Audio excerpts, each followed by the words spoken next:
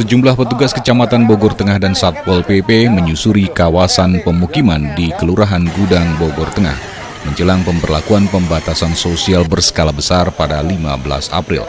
Petugas pun membagikan masker kain bagi para pedagang, supir angkot, serta pengendara yang kedapatan tidak menggunakan masker.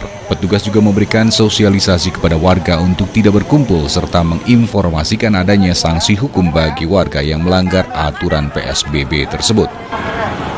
Ini kami membagikan masker kain sebanyak 5.000 piece untuk warga dan juga untuk pengguna jalan yang melintas di kawasan Surya Kencana dan Kelurahan Gudang.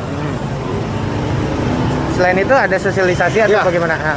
Ditambah kami melaksanakan sosialisasi PSBB untuk warga kami di Bogor Tengah ini supaya mereka siap dengan aturan-aturan yang akan diterapkan dalam PSBB nanti akan diterapkan mulai tanggal 15 April besok.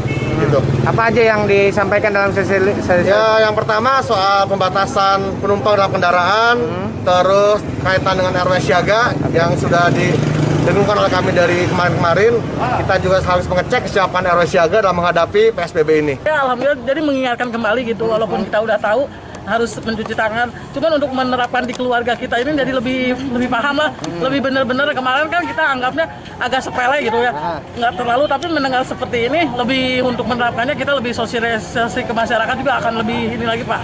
Ibu sudah mengerti berarti Bu ya? Alhamdulillah ngerti Pak. Akan mematuhi? Insya Allah pasti, demi kesehatan. Corona pengen bebas, saya pengen ngumpul-ngumpul lagi sama teman-teman Pak, ya kan? Diharapkan sosialisasi ini bisa dipatuhi oleh warga dengan tidak melakukan aktivitas di luar untuk mencegah penyebaran COVID-19 di kota hujan. Dari Kota Bogor, Herman Bon melaporkan untuk Dinamika News.